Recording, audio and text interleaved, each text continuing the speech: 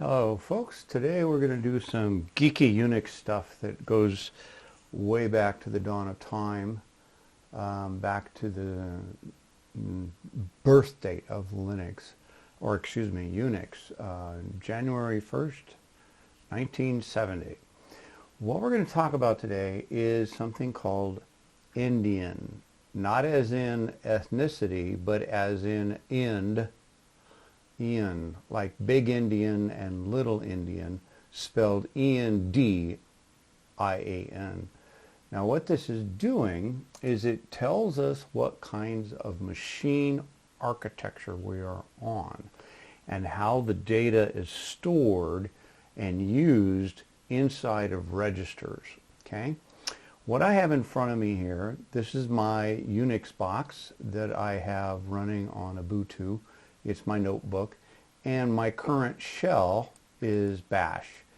I'm logged into a NetBSD box, which is in Austin, I believe, and it's NetBSD 8.1, and notice my shell, echo dollar shell, is SH, and we'll talk a little bit more about the shells as we move along. And then my last box here is AIX. This is the kind of stuff I worked on at Foster Farms. This stuff is rock solid stable. You could measure in years how many times you had to reboot your box. Now I want you to notice when you look at this AIX, it's actually version 7.2. Notice how the 7 is after the 2, so it looks like 27. No, this is a big Indian machine. And how do we find out if the machine is Indian? What is it? Well, what I've been doing is I've been playing around with this, a couple different techniques. You can compile C source code. There's all sorts of ways to show this, but what I thought I would do is show you what I did here with this awk file. It's not really awk, it's actually a corn shell. Even though I'm on a Linux box, notice how it says run the corn shell. I did that so it run on everything. Okay, and here's the echo, and then it basically said whoops, Indian is spelled wrong. Let me fix that while I'm thinking about it.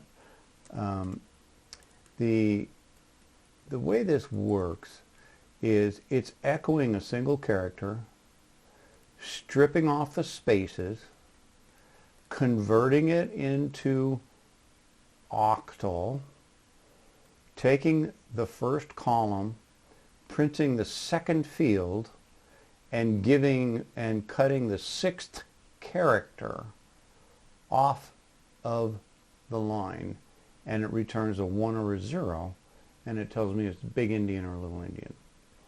So what we're going to do is we're going to simply run this script just as it is. I'm just going to highlight it here, and then I'm going to copy this into my cut buffer, and I'm going to close my editor. I'm going to run it here on my Linux box. Take that back. I need to run it like this because it doesn't echo correctly. Notice it gives me a 1. So it's a little Indian machine. Okay? And let's do the same thing over here. And print working directory.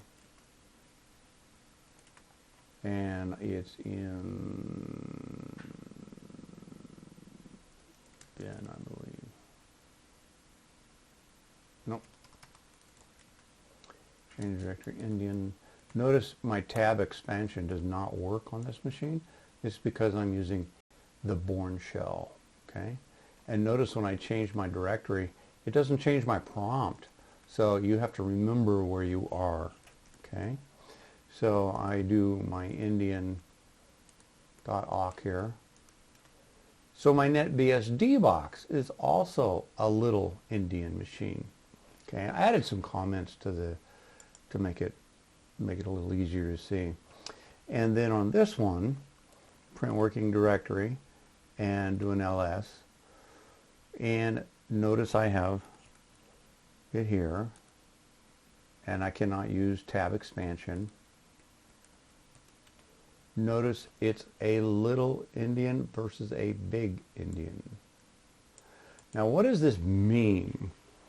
Well, the Motorola chips and the Power PC chips are all big endian machines. Intel, AMD, ARM are all little endian. What does this mean to you? Well, here's how it works. If I take this and pull back a few and run this, I want you to notice I echo the character I trip, take out its spaces, and then I'm converting it to octal. That's what this is. This is octal. Okay? And notice how it's stored. It's 1, 1, 1. Now if I use this same command on a big endian machine, it's stored as 4, 4, 4. So what do we learn about our binary systems? We have, what's a 4? How do we do 4 in binary? Well, it would be, that's a 3, right? Whoops, Control H for my backspace on AIX. So you can see that it's actually storing the data and echoing the data differently. And to put this in a little picture format, let's do this here. And I'm going to buy a file called junk here. Basically what happens is data is being stored like this. Okay? So this would be 1 plus 2 plus 4, that's a 7. So basically that's how it's being stored in Intel, AMD. So your rightmost digit is just like you do when you're counting and going up and down, okay? However, in big endian, what happens is they take these registers and swap them around. So let's make this a little more accurate. Okay? So let's make them equal. There's 5 and there's 5. So in little endian, it's okay, here's one part, there's another part. Okay? In big endian, it's actually stored like this. So they take the registers and swap them. So what happens is the numbers, when they're stored internally, so if I was to store 10,000 on a little endian machine, it would be stored as, 10,000 basically. But on a big endian machine, it would be stored as 000100. Okay? Or something like that, yeah. That's 100,000. So you can see how the data is actually segmented and put between these. This is the major difference between big endian and little endian, and you almost never have to deal with it today. Pretty much the tool chains take care of everything. Everything works the same. Everything gets compiled accordingly. And there's this very handy command in Linux, and it's been on all flavors that I've played with over the years. If I do file star, it tells me what these are. Notice I've got an executable on my Linux box called a.out. Notice it's a RISC system. What happens if I try to run it here? Nothing. It won't work. It's just not going to happen. Even though I can make it executable, it's not going to work. It's the wrong architecture. And notice I have a NetBSD here called E5. I can do .E5. And notice I get the same permission errors here. Let's take a look at those. Yep, they all have good permissions. And let me do a chmod on these and see if it makes my machine blow up. So the E5 is a compiled object from NetBSD, and it said it's not going to work. And then the a.out, it says exec format error. Well, that's what you're going to see when you try to run a big endian compile on a little endian machine. It says, wait a minute, I can't do this. It's not going to work. So in the world of AIX, they have their compiler, and I will give you a quick example of how that was. HLO.C. Notice it says GCC. That's not right. That's for, this is how you compile on NetBSD and Linux. Okay? And this is just a hello world. I can't compile it that way. And I think I put it under endian simple. Yeah.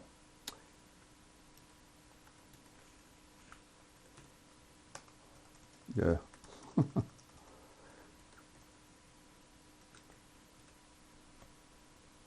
For endian simple, it's using this stdio main, and this is how you write the code. This is pretty portable C code. You could compile this and run it on each machine, and it's going to tell you little endian or big endian. Okay? And on NetBSD, it's also a little endian. And with the NetBSD, if I do a file on end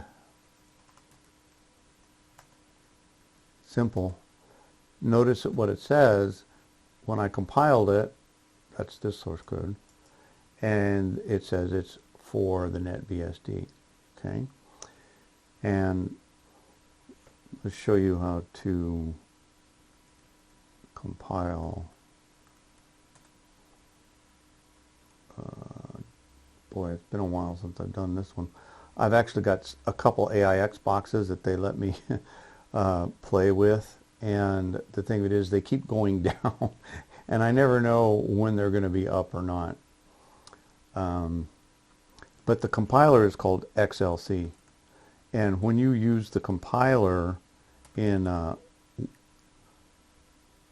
let's see here, XLC, there we go, XLC, you actually have to buy this compiler, and it's like $10,000 a year to license the compiler. But I can tell you this much, the factor of speed improvement between running your source code compiled with GCC on AIX versus compiled with XLC is a huge, dramatic difference. For example, if you can afford the Intel compiler from Intel to compile your Linux kernel, you are going to get an extremely fast machine. But that compiler is not cheap, and it's not for the faint of heart to recompile your own kernel. The next thing I want to talk to you about is shells. And notice each machine had a different shell, and each machine basically kind of does the same thing. So if you look at your machine, there's a file out there called etc shells that has all the shells that are installed on your particular machine.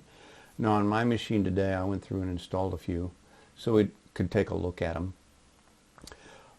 You will notice Z shell here. This is what's new in the Mac, and the main reason they went to Z shell was because the Bash changed their licensing somewhat, and Apple wants to be in control of who gets sued. So they moved to Z shell because they hired the Z shell developer. And that's what they did in the early days when they first started with Mac OS or OS X. They hired all the folks from the FreeBSD camp, brought them over to write a new kernel. Okay, so sorry about that. Now what we've got is these shells, and they basically kind of behave mostly the same. The shell that you have in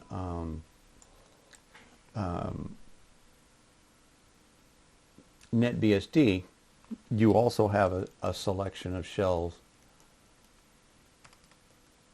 you can choose from, okay? A bunch of these, okay? On AIX, you're kind of stuck. You get your choice of shells. Yeah, I gotta fix that. S. And I'm not using arrow keys. I'm using VI keys to navigate. Notice what you get: the C shell, corn shell, PSH and TSH and BSH. All of these are something a little different, but the default in AIX is the corn shell. The beauty of AIX is it has some very sophisticated SMIDI. I can configure the entire machine here and do whatever I want to do from this interface, okay? And it will let me do everything. It records everything I do, and all the changes I make go into a SMIT script. So what I can do here, because I didn't do any big ones, is that, let's say I add a user. The process of adding a user gets stored in a script, and I can take that script and turn it into a batch job to add users. In our good friend world of Linux, the best we can do is use our history command and then stack our history commands to make a script out of it. But in the world of AIX, you can kind of do a whole mess of really cool things to make it work. And once you learn AIX, you can get really lazy. You don't have to be a really good admin because it just works and things don't break. If somebody wants you to work on AIX, that's great, but the problem is most people are running Linux on the IBM hardware because it's just as stable and it's easy to find Linux talent.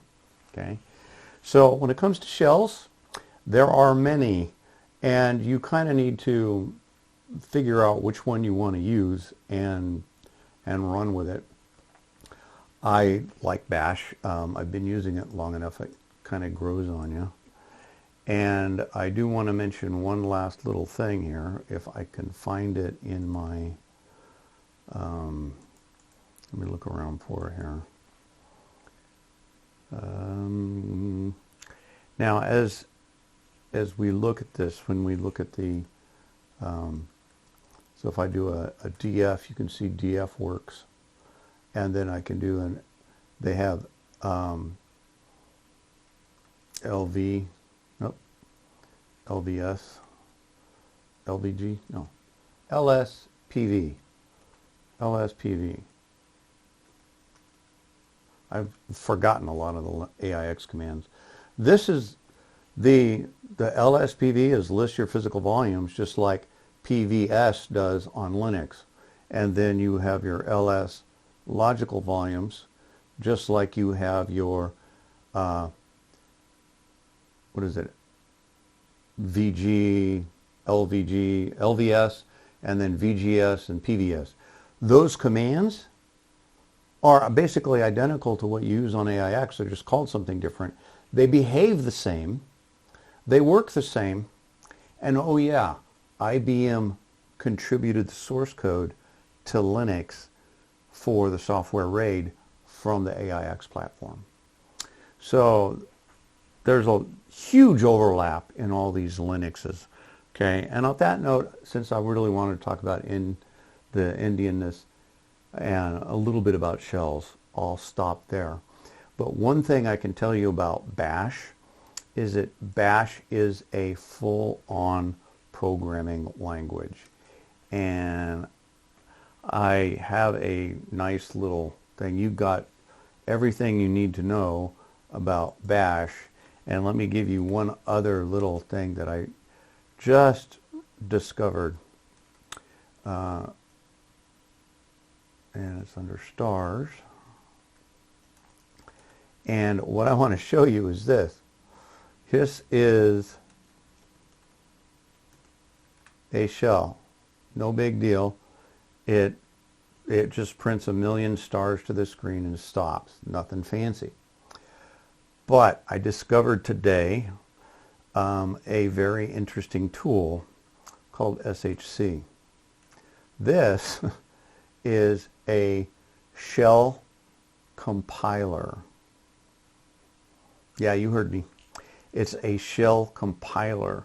And what it does is it takes your shell source code and converts it into C and then compiles it. This is how they add things to BusyBox. And if you've played with BusyBox on TinyCore, BusyBox has all kinds of executables in one big blob called BusyBox. And I don't know if I've got it on here. Yeah, I do. There's BusyBox. Those are all the commands that you can use inside of BusyBox. So if you make BusyBox your primary shell, like you do on TinyCore, everything shrinks down to very, very small. And if you want to add something to BusyBox, you can use this shell compiler.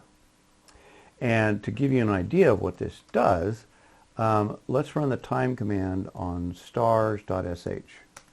And so it's going to run 1,000,000 stars here. And it's just going to grind away.